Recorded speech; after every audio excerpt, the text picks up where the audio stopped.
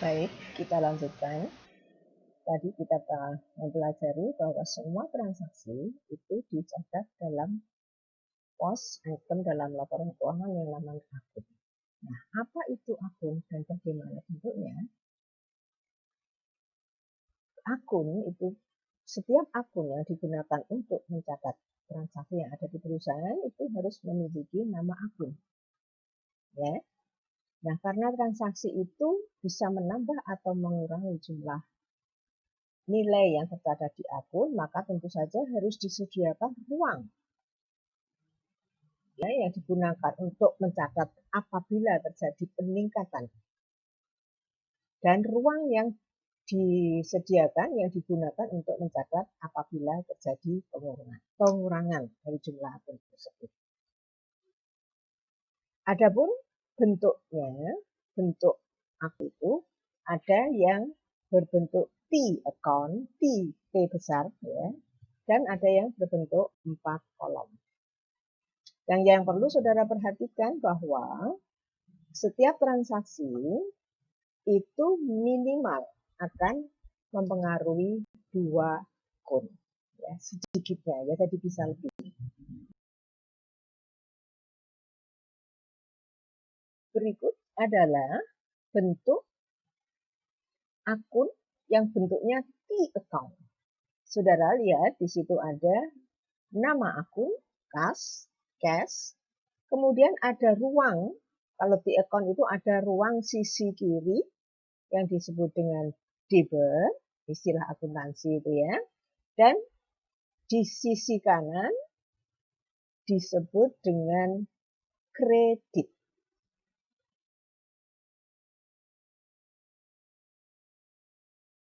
Nah, kalau akun itu bentuknya 4 kolom, seperti yang ada di slide, sama seperti yang bentuk T, ada nama akun.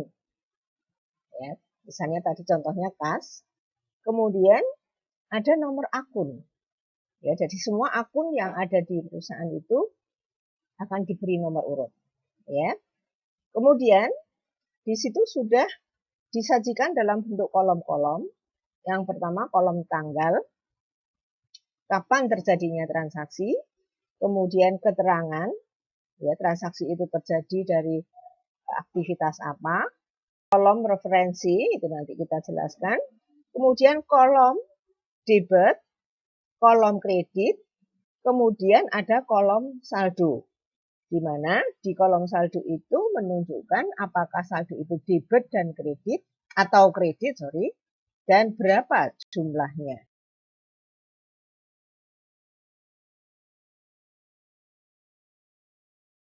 Baik, minggu lalu sudah dijelaskan bagaimana pengaruh transaksi dalam persamaan akuntansi. Ya, di mana dalam persamaan itu semua akun kelompok aset itu ada di sebelah kiri. Ya, dan semua akun kelompok liabilitas atau utang itu ada di, dan modal ada di sebelah kanan.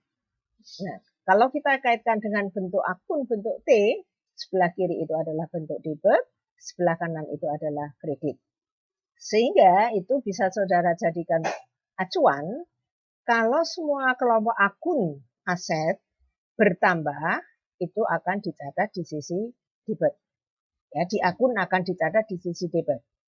Sedangkan untuk semua kelompok akun yang masuk liabilitas atau utang atau kewajiban dan yang masuk kelompok modal, kalau bertambah akan dicatat di sisi kredit.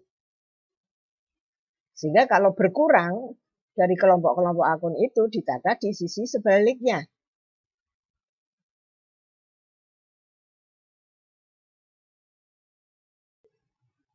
Untuk kelompok akun berikutnya yaitu revenue atau pendapatan dan expenses atau beban.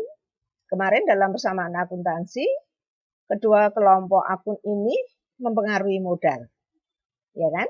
Mempengaruhi modal, di mana kalau pendapatan itu akan menambah modal, kalau beban akan mengurangi modal. Kemarin di persamaan akuntansi kan seperti itu. Nah, sekarang bagaimana pencatatan dalam akun Sehingga kalau akun itu merupakan akun pendapatan, bertambah dicatat di sisi kredit. Kalau akun itu masuk kelompok akun beban, kalau bertambah dicatat di sisi debit.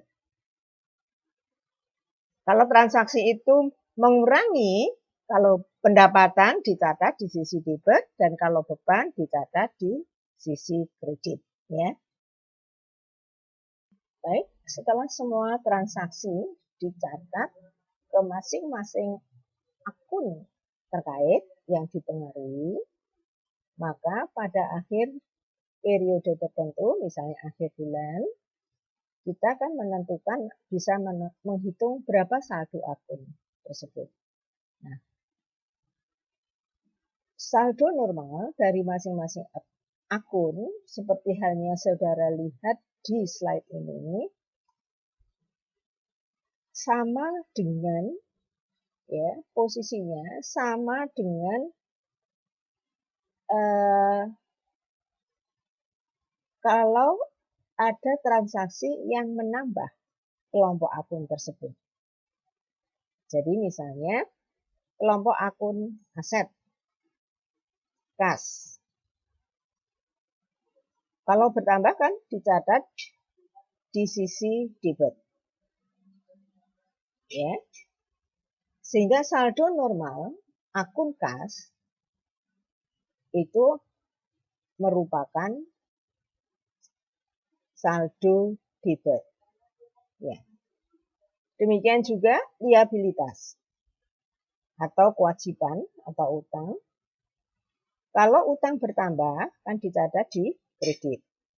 Sehingga saldo normal dari kelompok akun liabilitas atau utang atau kewajiban itu merupakan saldo kredit. Demikian selanjutnya sampai dengan expenses atau beban. Tadi juga sudah dijelaskan kalau bertambah beban akan dicatat di sisi debit atau di ruang debit, di sisi debit, sehingga saldo normal dari semua akun kelompok akun expenses atau beban itu merupakan saldo.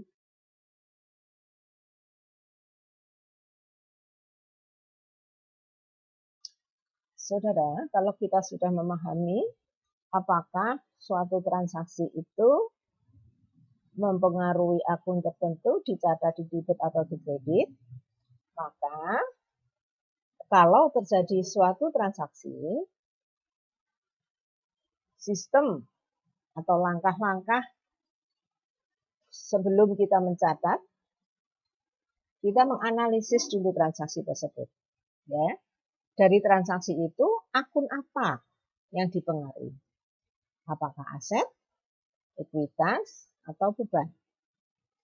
Ya. Kemudian dari situ, dari transaksi itu kita juga bisa tahu transaksi itu akan menambah atau mengurangi. Ya. Kemudian dari konsep pencatatan sisi debit kredit tadi, kita bisa mencatat transaksi itu dicatat di sisi debit atau di sisi.